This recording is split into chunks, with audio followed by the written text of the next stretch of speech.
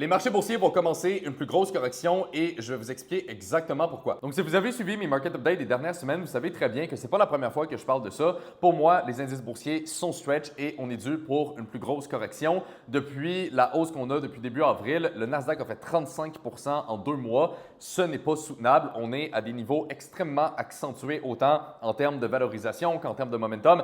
Bref, on est stretch sur littéralement tous les côtés. Et donc, ça fait que naturellement, eh bien, tôt ou tard, le marché va corriger. Depuis que j'ai commencé à parler de cette idée-là, le marché a monté de quelques pourcents, mais aujourd'hui, avec la correction, eh bien, on est globalement dans le range qu'on avait dans les dernières semaines. Maintenant, potentiellement, je pense que cette correction-là pourrait continuer et je vais donc vous expliquer pourquoi. Alors, dans les dernières semaines, le focus était évidemment au niveau du pétrole à cause du conflit au Moyen-Orient, mais on voit que globalement, eh bien, le pétrole est plutôt stable. Ce qui a donc causé les mouvements d'aujourd'hui a été les données de l'emploi aux États-Unis, données qui ont sorti beaucoup plus fortes qu'attendues. On voit qu'on s'attendait à 85 000 et finalement, on a eu 172 000 et on a même eu une révision à la hausse des précédentes données. Donc ça fait en sorte qu'on a un marché de l'emploi qui est extrêmement fort et donc un repricing au niveau des taux d'intérêt. Bon, ce bout-là, je vais essayer de vous l'expliquer simplement parce qu'on pourrait aller dans beaucoup plus de détails, mais en bref, donc, la Banque centrale va toujours déterminer sa politique monétaire par rapport à deux facteurs principaux, c'est-à-dire l'inflation et la croissance. Maintenant, au niveau de l'inflation, il y a un risque en ce moment à cause du pétrole qui reste globalement élevé à cause du conflit.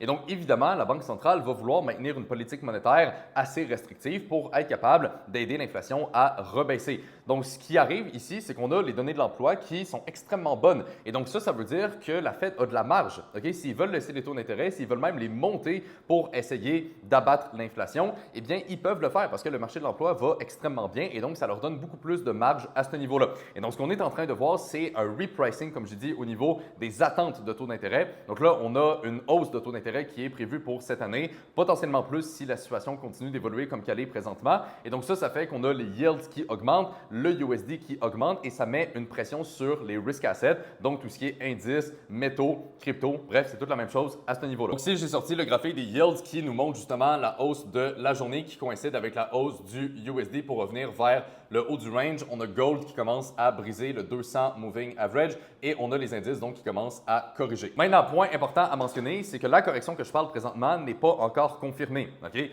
Les indices boursiers sont encore en tendance haussière, le Worldview est encore positif et le USD est encore dans son range. Maintenant, si on commence à pricer une politique monétaire plus restrictive et que le DXY commence à briser le haut du range aux alentours des 100, eh bien c'est là que ça va vraiment mettre une très grosse pression et c'est là qu'on pourrait potentiellement corriger sur les indices. Donc, ce que je viens d'expliquer, graphiquement parlant, c'est le niveau juste ici. Okay? Fait que si DXY brise ce niveau-là et qu'on commence à monter, eh bien ça va mettre une pression à la baisse sur Gold qui pourrait potentiellement